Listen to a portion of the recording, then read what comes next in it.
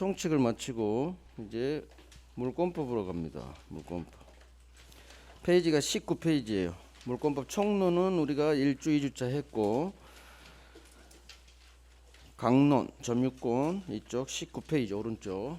자, 이제 물권법 갑니다. 물권법. 물권법은 물권 총론이 있고 물권 강론이 있어요. 민법 총칙, 물권법, 채권법. 총칙, 각칙 있듯이 물권법 내에서도 다시 총론, 강론. 강론에서 7가지 물권을 배웁니다. 7가지. 첫 번째가 점유권. 점유권. 점유권 반대말이 본권이에요. 본권. 본권 중에서 첫 번째로 배우는 게 소유권. 소유권은 내 아파트를 내가 살죠. 사용. 임대해서 월세 받죠. 수익. 그 다음에 팔아 제낍니다. 사용 수익 처분한다고 그래요. 그래서 소유권이 가진 세 가지 힘. 사용, 수익, 처분. 자, 이 소유권이 가진 사용 수익 권능이라고 하는데 처분 권능. 이걸 제한해요. 소유자 대신 제가 살게요. 전세 들어가겠죠. 그래서 사용 수익 측면에 제한이 들어가거나 하는 소유권의 일정 힘을 제한 들어갑니다. 이걸 제한 물권. 제한 물권. 자, 어떤 측면에 제한이 들어가느냐? 사용 수익 측면에 제한이 들어가요. 이게 용익 물권. 용익. 내가 사용하고 수익하죠. 용익 물권의 세 가지. 하나는 지상권. 그 다음에 하나는 지역권. 세 번째가 전세권. 사용 수익 측면에 제한이 들어가 소유자 대신 내가 사용해요. 그래서 사용 수익한다 해서 지상, 지역, 전세. 우리가 전세가 좀 익숙하죠. 지상권, 지역권은 다 처음 들어볼 거예요. 자, 전세. 그다음 처분 측면에 제한이 들어가요. 그게 바로 반드시 채권이 나와요. 채권. 내가 빌려준 담보대출 채권을 담보하기 위한 물권이에요. 이게 바로 담보물권. 반드시 채권이 있어야 담보물권은 태어나요. 채권, 담보를 위한 담보물권. 원래는 3개지만 우리 시험 범위는 2개예요. 2개. 하나가 유치권. 두 번째가 저당권. 그래서 이게 우리 물권법 강론에서 배울 7가지 물권이에요. 하나는 점유권, 소유권, 지상지역, 전세권, 유치권, 저당권. 이 7개를 배울 거예요. 그럼 총론에서는 물권의 객체, 물권의 대상이죠. 물권은 물건에 관한 권리예요. 그래서 물권의 객체는 물건. 물건은 부동산이 있고 동산이 있어요. 우리 시험 범위는 부동산이죠. 물권의 객체에서 물건. 그 다음에 물권의 종류. 물권 종류는 우리 민법이 이렇게 샥 법에서 정해버려요. 법이 정한 대로 물권은 움직여야 돼요. 이걸 물권 법정주의 그래요. 그래서 계약법은 계약 자유 원칙이 지배하지만 물권법은 물권 법정주의가 지배해요. 그래서 우리 민법이 8가지 물권으로 샥 법에서 정해요. 마음대로 물권 못 만들어요. 물권의 종류. 그 다음에 물권이 가진 힘, 효력. 항상 민법은 힘이 중요해요. 너는 어떤 힘이 있니? 어떤 행동을 할 수 있니? 물권이 침해되면 내 집에서 나가세요 할 수 있는 물권적 청구권이 나와요.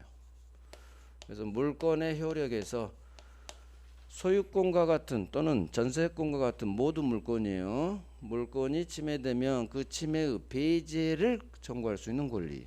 돌려주세요. 반환. 방해 제거해 주세요. 방해 제거. 방해 예방 조치 좀 해주세요. 예방 청구. 그래서 반환, 방해 제거, 방해 예방. 이 3가지 물권적 청구. 두 번째가 물권 변동론이에요. 내가 내 아파트를 을에게 팔죠. 그러면 등기 넘겨주면 을이 소유권 취득. 갑 소유에서 을 소유로 소유자가 바뀌어요. 이걸 물권 변동이라고 해요. 그래서 소유권과 같은 물건이 변동됩니다. 이 물권 변동과 부동산은 공시 방법으로서 등기가 있어요. 등기. 그래서 물권 변동과 등기. 변동이라는 것은 권리가 발생하고 변경되고 소멸하는 세 가지 모습이에요. 취득, 상실, 변경, 득실, 변경. 자, 물권 변동, 권리 변동이 일어나는 원인은 하나는 행동했죠. 법률 행위. 또 하나는 내가 어떤 행동을 안 했는데, 행위를 안 했는데 하늘에서 별이 떨어져요. 하늘에서 아버지가 돌아가시니까 별이 떨어져. 법률행위 아닌 거. 행동 안 했는데도 소유권이 먹어져. 아버지 재산이 나한테 오네요. 상속과 같은 법률 규정. 그래서 소유권 취득과 같은 권리가 변동되는 원인은 무조건 이 두 개 중 어느 하나에 속해요. 하나는 법률행위, 하나는 법률행위 아닌 걸 다 묶어서 법률 규정이라고 해요. 그래서 법률행위, 법률 규정.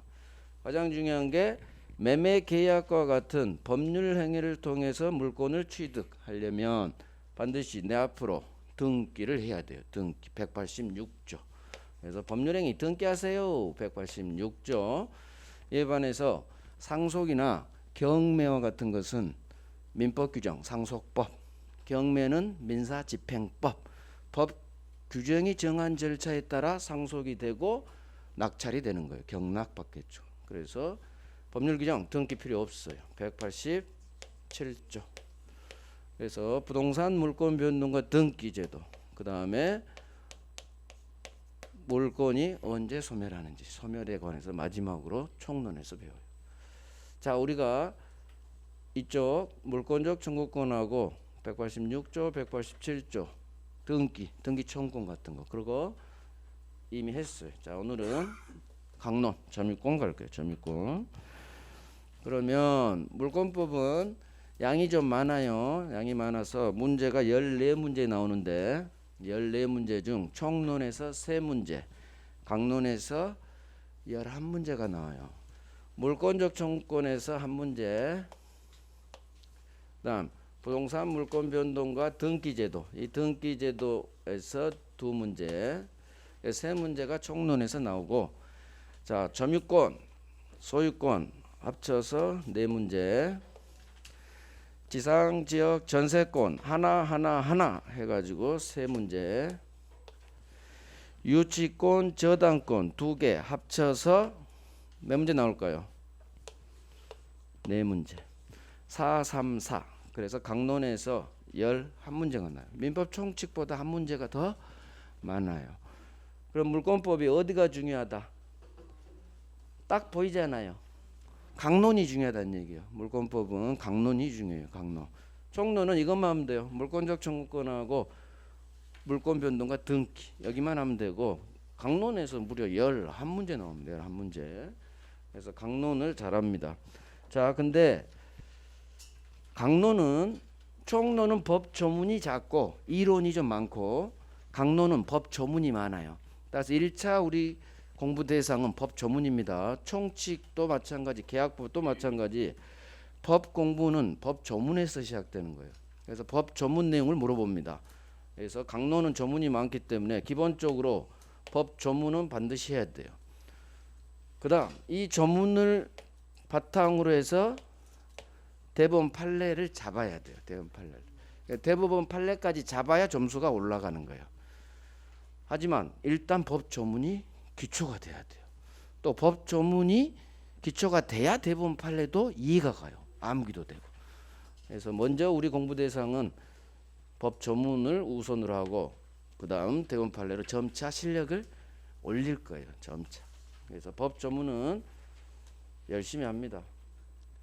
자, 이제 점유권 들어가요. 점유권. 첫 번째 배울 게 점유권. 점유권에서는 우리가 뭘 배우냐면 첫 번째로 배울 게 점유의 개념. 점유라는 게 뭐냐? 점유의 개념. 두 번째로 배울 게 점유의 여러 가지 모습이 있어요. 점유의 여러 가지 모습. 점유의 모습. 세 번째가 점유권의 취득과 소멸 중 점유를 승계한다. 점유를 승계 이어받는다. 점유 승계라는 게 있어요. 점유 승계. 그다음 네 번째로 배울 게 점유권이 가진 힘. 점유권의 효력을 배워요. 점유권의 효력. 자, 효력에서 일단 제목을 듣는 거예요. 제목을. 점유권 효력에서 세 개를 배우는데 첫 번째가 점유를 하고 있으면 일정한 점유 모습 중 어떤 일정한 점유 모습을 인정을 해줘요. 법이. 이걸 점유의 일정 모습에 대한 추정해주는 힘, 추정력 그래요. 점유 추정력.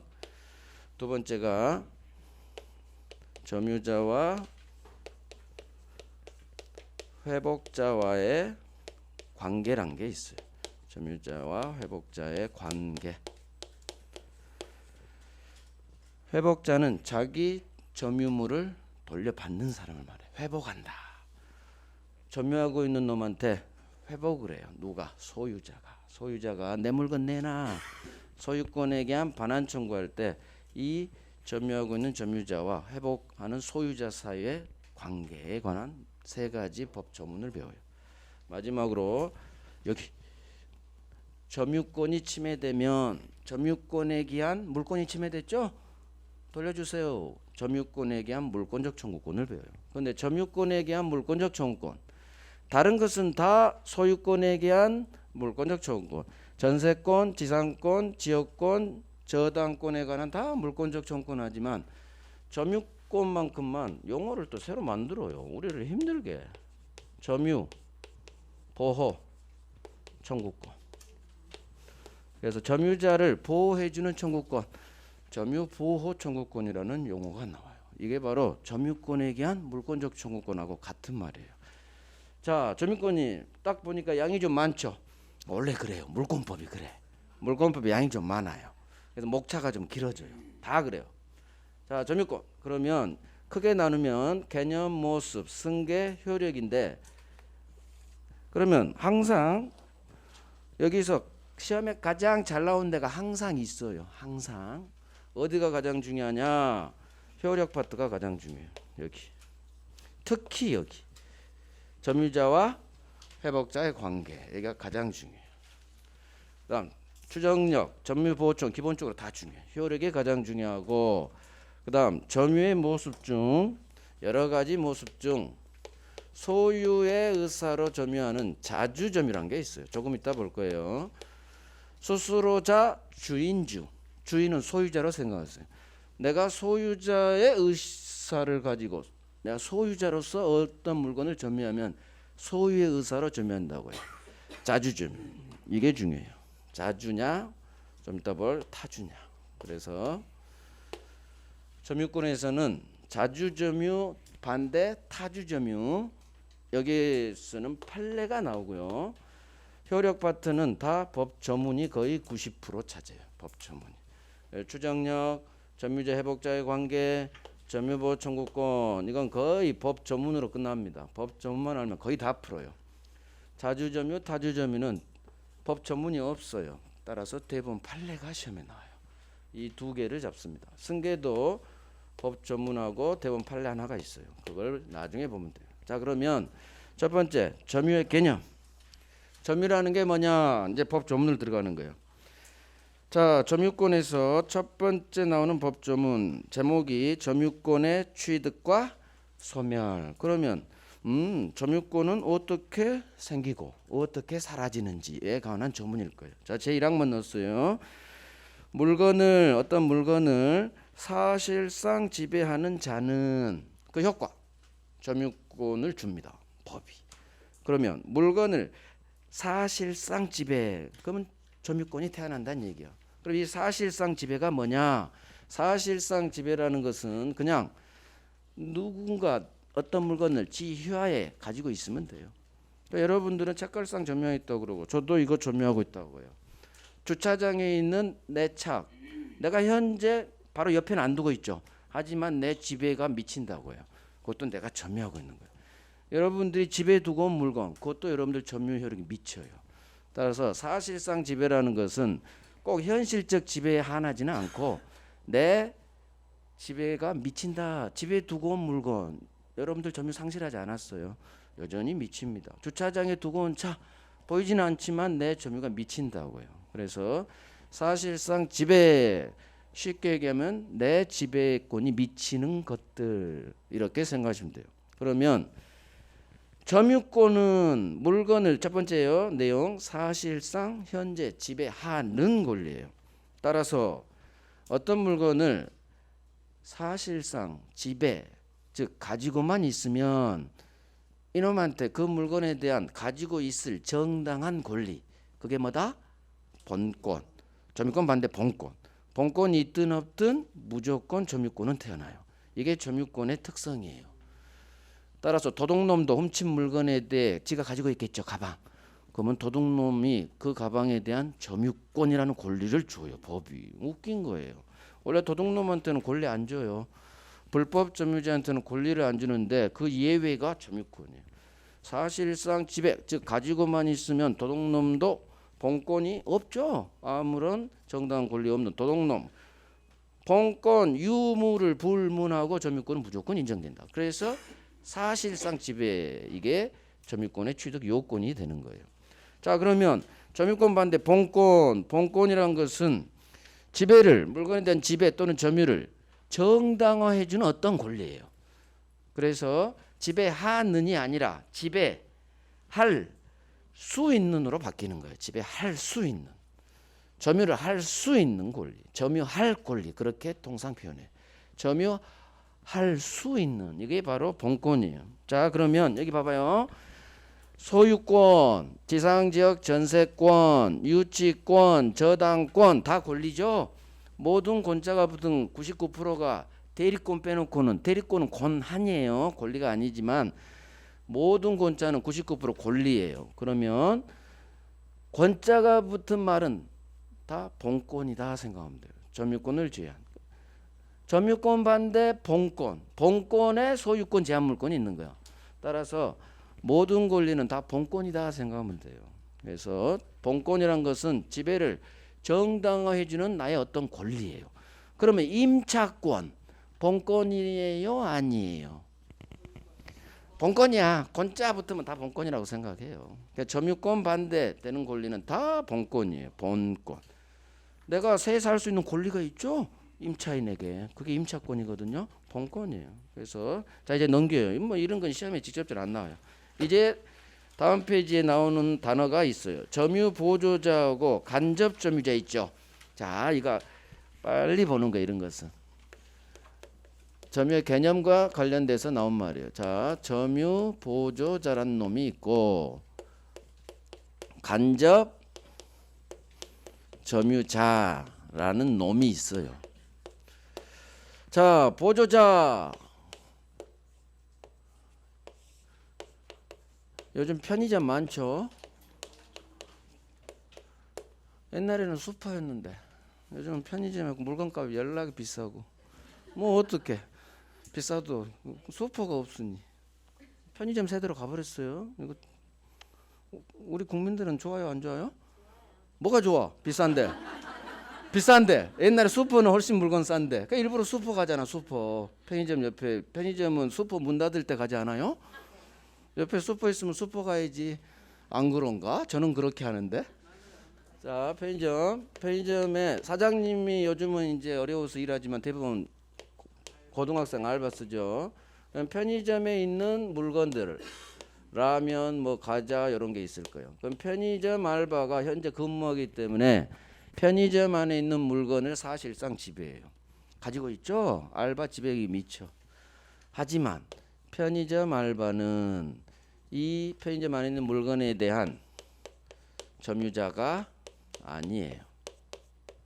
점유자는 집에 계신 사장님, 사장님은 현재 집에 있지 현실적으로 지배 영역은 미치지 않아요. 하지만 사장님만 점유자로 보고 현장에서 현재 지배는 하고 있지만 이 알바생은 점유자로 보잖아요. 왜 그러느냐?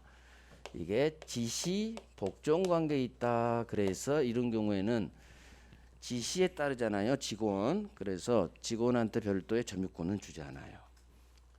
이 사람 편의점 알바생을 점유 보조자라고 해요. 보조자. 자, 그러면 점유 보조자는 이것 말면 돼요. 점유자인 사장님을 보조해주는 사람이에요. 따라서 점유 보조자는 보조자일 뿐 점유자는 아니다. 점유자가 아니란 얘기는 얘한테는 점유권이 있다 없다? 없다. 보조자는 점유자가 아니란 얘기는 점유권이 없어요. 자, 원래 점유자는 점유권자의 줄임말이에요. 전세권자, 저당권자죠. 그런데 희한하게 점유권자, 소유권자라고 하지 않아요. 점유자, 소유자 그래요. 왜 그럴까요? 왜 지상권자, 지역권자, 전세권자지 전세자라고 안 써? 우리 용어가 법률 용어가 얘만 점유자, 소유자 그래요.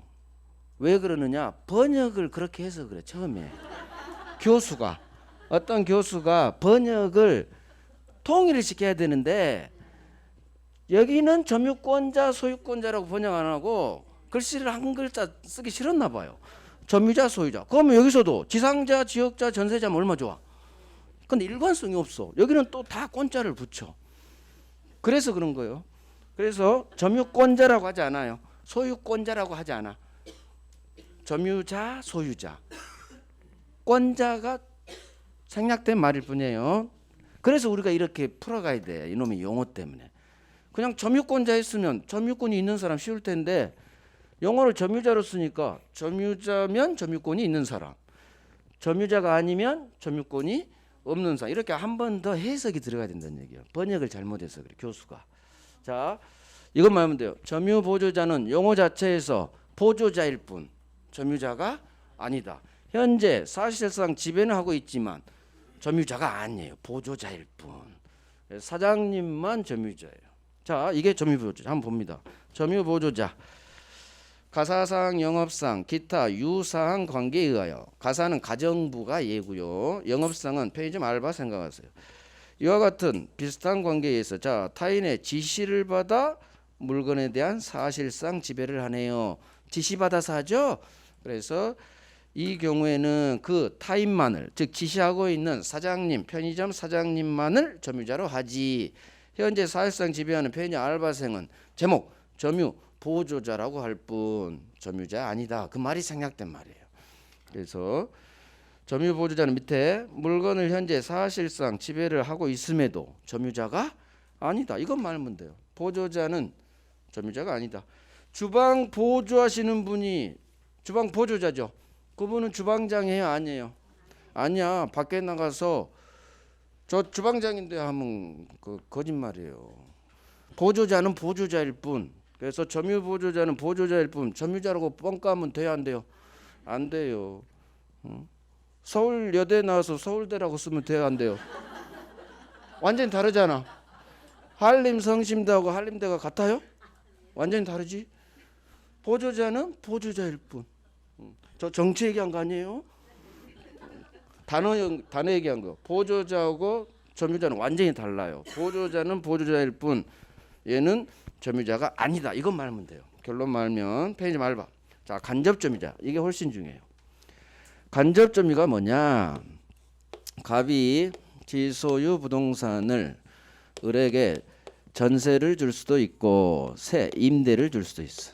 그러면 을은 임차인 또는 전세권자로서 이 부동산 토지 건물에서 점유하면서 사용하겠죠. 사용하는 물권, 사용하는 채권이에요. 임차인이 사용하는 권리는 채권이고 전세권은 등기했을 걸 전제로 물권이에요. 자, 그러면 을이 현재 이 부동산 토지 건물을 점유하고 있죠. 주인 갑은 을한테 키 넘겨줘야 되죠. 얘가 살아야 되니까. 그러면 얘는 지금 현재 이 부동산 토지 건물을 점유하고 있지 않아요. 사실상 지배하고 있지 않아요. 넘겨줬으니까. 하지만 우리 법은 소유자 갑을 여전히 점유자로 봐요. 그래서 단어를 붙여요. 간접으로 점유하고 있다고. 이게 간접 점유 개념이에요. 그래서 소유자 세논 주인 소유자 갑을 간접으로 비록 사실상 지배는 하지 않아. 하지만 간접으로 점유하고 있는 간접 점유자라고 해요. 그러면 현재 사실상 지배하고 있는 이 세입자 을을 점유 앞에 무슨 단어를 적어요? 간접 반대 직접 점유자라고 하는 거예요. 그래서 간접 점유 직접 점유란 말이 나와요. 그러면 이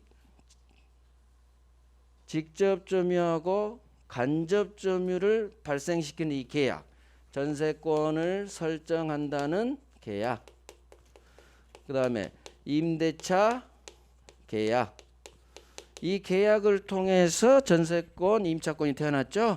이 직접 점유, 간접 점유를 태어나게 하는 이 계약을 점유 매개 관계 이런 말이 나와요. 점유를 매개, 중매소 주는 관계다 그거예요. 점유 매개 관계. 이 계약을 간접 점유와 직접 점유를 서로 연결시켜 준다. 매개해 주는 관계. 이 계약을 점유 매개 관계 그래요. 자, 그러면 중요한 건 뭐냐? 간접 점유자 갑은 현재 사실상 지배하고 있지 않아요. 세입자가 살고 있으니까. 하지만 얘는 점유자다 아니다. 간접 점유자는 자 단어가 점유자로 돼 있죠.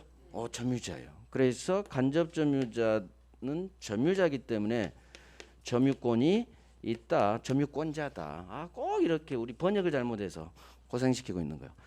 점유자이기 때문에 점유권이 있어요. 자, 점유권이 있다는 얘기는 여기 있는 권리를 그대로 행사할 수가 있다는 얘기예요. 힘이 생겨. 점유권에 효력을 주죠. 힘을 주죠.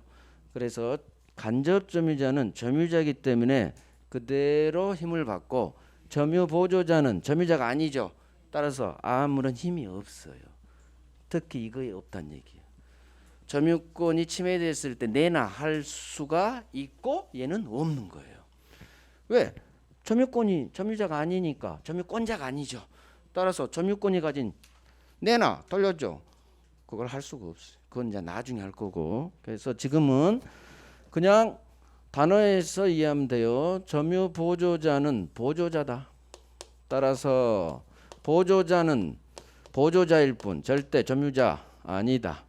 하지만 간접 점유자는 비록 간접으로 점유하고 있지만 어디까지나 점유자다.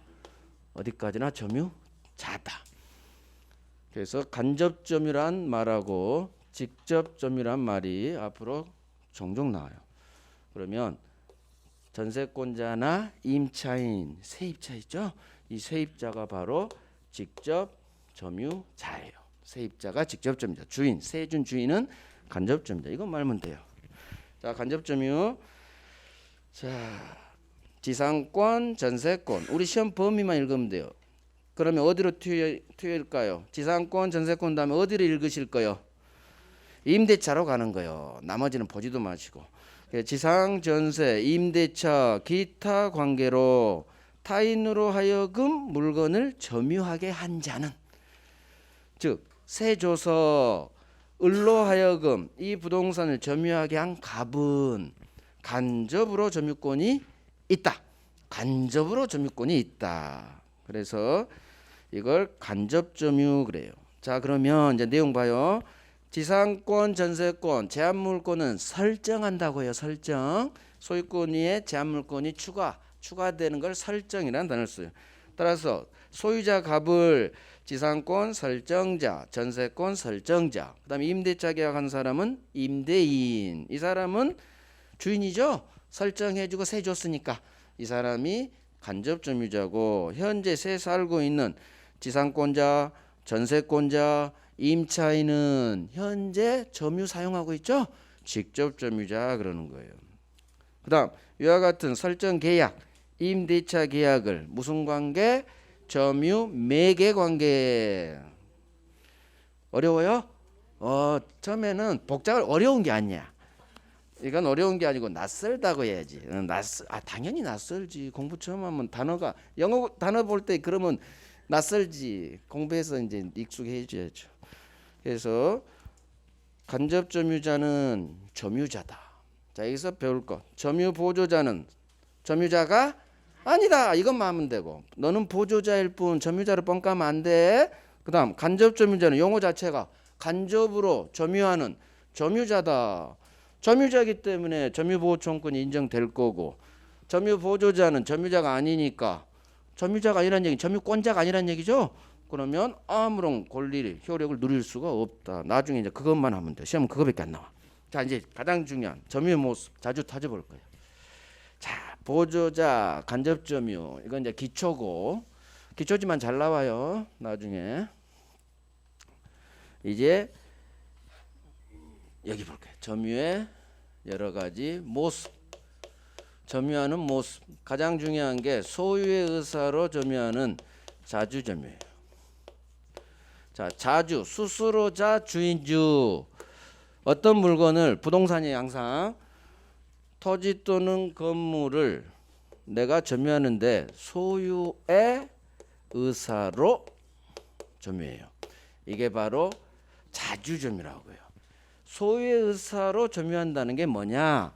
이 물건에 대해서 내가 소유자인 것처럼 행사하면 돼요. 이 물건 소유자인 것처럼 하면 소유 의사가 있다고 해요. 자, 그러면 자주 반대말 소유의 의사 없이 점유할 수도 있겠죠? 어떤 물건을 소유의 의사 없이 점유할 수 있어요. 이걸 한자로 뭐라 한다? 타주 점유 그래요. 자주 반대말이 타주예요. 자, 타인 타자예요. 타인을 소유자로 알면서 타인 소유를 전제로 내가 점유하는 거예요. 즉 내가 소유자로서 점유하는 게 아니라 소유자는 저놈이 있고 나는 그렇지 새 산다. 타인 소유를 전제로 나는 현재 살고 있을 뿐이다. 이게 타주점유예요. 그러면 자주냐 타주냐는 특히 자주점유는 앞으로 계속 나와요.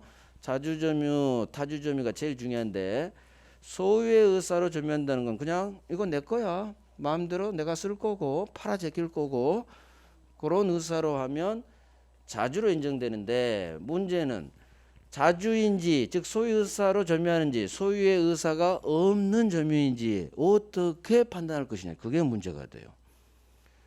의사는 속마음이죠. 속마음은 알 수가 없잖아. 그러면 속마음은 소유 의사인데 겉으로 저 소유 의사 없이 점유했는데요 하면 어떡할 거야. 속마음은 소유 의사가 없는데 저 소유 의사로 점유했는데요 하면 어떡할 거야. 거짓말하면 어떡할 거냐 그게 문제예요. 그래서 소유의 의사 있는 자주점유인지 소유의 의사 없는 타주점유인지는 내심의 의사의 말로 결정하는 게 아니에요. 항상 어떤 걸 결정할 때는 내심의 예 속마음으로 결정하면 거짓말해버리면 그게 안 된다는 얘기지. 그래서 항상 소유 의사가 있는지 소유 의사가 없는지 그 유무에 대한 판단은 이거 아주 중요해요. 5번 나왔어요. 내심의 의사로 판단하는 게 아니라 너 어떻게 점유하게 됐니? 점유하게 된 원인, 권원의 성질에 따라 객관적으로 결정합니다. 그래서 자주, 타주 판단은 내심의 의사, 속마음으로 결정한 게 아니라 점유를 취득하게 된 원인, 이 권원의 성질에 따라 객관적으로 판단합니다. 결정합니다. 이게 아주 중요해요. 그러면 권원의 성질에 따라 객관적으로 결정한다는 게 뭐냐? 이걸 이해를 해야 돼요. 갑이 지 아파트를 을에게 매매로 팔아요. 자, 을은 돈 주고 산 매수인입니다. 이 매수인이 부동산을 현재 인도받아서 점유하고 있어요.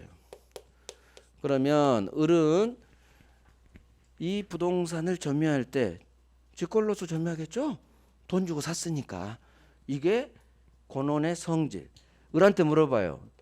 네 점유가 자주냐 타주냐 그러면 속마음을 물어보는 게 아니라 너 어떻게 점유하게 됐니? 이걸 물어보는 거예요. 너 소유사로 점유했어? 소유사 없이 점유했어? 이걸 물어보는 게 아니라 을 너 어떻게 점유하게 됐니? 그럼 을은 예 제가 갑으로부터 매매 계약을 해서 인도받아서 현재 점유하고 있어요. 아하 당신은 매매 계약을 통해서 점유하게 됐어요. 매수인이세요. 그러면 당신은 소유의 의사로 점유했겠네요. 그렇게 인정하는 거예요. 이게 바로 권원이 뭐냐? 너 어떻게 점유하게 됐니? 매매요. 이게 점유를 취득하게 된 원인. 매매죠. 매매 계약을 통해서 점유하게 됐으면 당신은 자주로 볼게요. 그래서 매수인의 점유는 소유의 의사로 점유하는 자주로 봐요. 이게 객관적으로 결정한다는 얘기. 그러면 이번에는 을이 임대차 계약을 통해서 현재 새 살고 있는 임차인으로서 점유해요. 그러면 을한테 뭘 물어보느냐? 소유 의사로 점유했어요? 소유 의사 없어? 이걸 물어보는 게 아니라 너 어떻게 점유하게 됐니? 이걸 물어보는 거예요. 그러면 네, 저는요 갑으로부터 세를 얻어서 사는 세입자예요. 임차인이에요. 그러면 당신은 세입자로서 점유하니까 소유 의사 없이 점유하고 있겠네요. 그래서 임차인 점유는 소유 의사 없는 타 주점유로 보는 거예요. 이게 권원의 성질, 점유를 취득하게 된 원인. 이게 매매인지 임대차 계약인지 여기에 따라 어떻게 결정한다? 객관적으로 결정한다. 객관적. 내심의사 아니에요. 점유를 취득하게 된 원인, 권원의 성질에 따라 객관적 결정. 따라서 당신이 매매 계약을 통한 매수인이라면 당신은 자주입니다. 당신이 임대차 계약을 통한 임차인이라면 당신 점유는 타인 소유를 전제로 당신은 빌려 쓰고 있는 사람이네요. 소유의사 없어요. 을이 그래요. 저 소유의사로 새 살고 있는데요. 인정 안 해줘요. 아니에요. 당신은 세입자잖아. 세입자는 타주야, 타주. 이런 식으로. 그래서 자주인지 타주인지 어떻게 판단하느냐? 내심의 의사로 결정하는 게 아니라 권원의 성질에 따라 객관적으로 결정합니다. 그러면 여기서 세트가 나와요. 어떤 걸 판단할 때 결정 판단할 때는 어떻게 판단 결정한다? 항상 객관적으로 결정해요. 객관적. 내심의 의사 주관적으로 결정하는 게 아니에요. 이게 세트란 얘기는 여기만 적용되는 게 아니라 모든 파트에서 다 밀어버리면 된다는 얘기예요. 대표적인 게 올해 약관 시험이 나왔는데 약관이 원래 시험이 안 나와요. 잘 10년에 한 번씩 나오는 애들인데 올해 나와서 32회 때 그러면 거기 지문이 정답준이 뭔지 알아요? 약관 해석할 때 주관적으로 해석한다 그렇게 나왔어. X야. 약관 공부 잘 안 시켜요. 근데 이걸로 맞출 수가 있어. 뭔 주관적으로 결정해. 모든 건 객관적으로 결정하지. 그래서 해석은 내심이 주관적으로 해석하잖아요. 객관적 통일적으로 해석해야지. 그래서 이 세트로 밀면 그것 공부 하나도 안 해도 찍을 수가 있다는 얘기예요. 그래서 민법은 찍을 수가 있는 과목이에요. 그게 뭐냐? 세트란 얘기예요. 법리. 그래서 항상 모든 결정은 주관적 내심의 의사로 결정하는 게 아니라 왜 거짓말하니까 객관적으로 결정한다. 그래서 그거 다 맞췄어. 공부 안 해도 민법은 맞출 수가 있어요. 그게 민법의 좋은 점이요. 민법이 좋은 과목이요. 2차 과목 같이 막 안 해도 돼요. 민법은 생각 잘하고 기초 같은 틀 해야 돼. 기초. 이게 자주하고 타주에서 가장 많이 나온 게 얘예요. 얘가 한 5-6번 나왔으니까. 내심의 의사로 결정한다. X. 객관적으로 결정한다. 그 다음에 이것도 3번 나왔어. 임차인과 같은 직접 점유자죠. 직접 점유자는 성질상 타주예요. 그 다음에 매수인은 성질상 자주예요. 이거 합쳐서 한 8번 나왔어. 8번. 물론 여기서 이제 살짝씩 붙는 게 있지만은 가장 기초예요. 그래서 자주 타주 봅니다. 자주 점유란 소유의 의사로 하는 점유를 말해요. 자, 소유의 의사란 게 뭐냐? 직접적 시험은 안 나오지만 가로 소유자와 똑같은 지배를 하려는 의사예요. 소유자와 똑같은 지배를 하려는 의사. 즉 내가 이 물건 소유자는 아니지만 자, 도둑놈 생각해 보세요. 가방을 훔쳐왔어. 그러면 도둑놈이 이 가방에 대한 점유는 자줄까요? 소유 의사가 있을까요? 소유 의사가 없을까요? 도둑놈. 걔 도둑놈은 훔친 물건은 지 거죠. 지 거야. 객관적으로는 지 거 아니지만 본권은 없지만 도둑놈은 자기 것처럼 지가 쓰고 팔아제끼고 하겠죠. 그래서 도둑놈 점유도 자준 거예요. 그래서 본권으로 따지는 게 아니라 마치 이 어떤 물건을 내가 소유자로서 똑같이 행동하면 자주로 보는 거예요. 자, 타주란 말 그대로 타인 소유를 전제로 나는 소유 의사가 없어. 그래서 타인 소유를 전제로 이거죠. 을은 이 현재 새 살고 있는 건물 아파트가 지 거라고 생각하지 않아요. 주인은 갑인데 나는 2년 동안 새 산다. 타인 소유를 전제로 소유의 의사 없이 살고 있죠. 그래서 세입자 점유는 직접 점유자 점유는 소유 의사 없는 타주로 보는 거예요. 성질상. 자, 이제 그 밑에가 시험 나온다는 얘기지. 소유의 의사가 있는지 없는지 유무 어떻게 판단 결정하느냐. 점유자의 내심의 의사 아니에요. 너 어떻게 점유하게 됐니? 이렇게 물어봐. 어떻게 점유하게 됐니? 점유 취득의 원인 이걸 권원이라고 해요. 점유 취득 원인 권원의 성질에 따라 객관적으로 결정한다. 그래서 자주인지 타주인지 소유의 의사가 있는지 없는지 여부는 권원의 성질에 따라 객관적 여기 객관적인 이제 동그라미가 들어가는 거예요. 내심의 의사 아니야 여기 밑줄 쫙 하고 객관적으로 결정한다. 이게 세트란 얘기예요. 그래서 너 어떻게 점유하게 됐니? 저는 매매 계약을 통한 매수인으로서 점유하고 있어요. 그러면 아하 당신은 돈 주고 샀으니까 소유의 의사로 점유하겠네요. 자주. 매수인은 자주. 하지만 지상권자예요. 저는 전세권자예요. 저는 임차인이에요. 지상 전세 임차인은 세입자죠. 타인 부동산을 빌려 쓰는 사람이야. 이 사람 점유는 당연히 타인 소유를 전제로 하는 소유의 의사 없는 타주가 되는 거예요.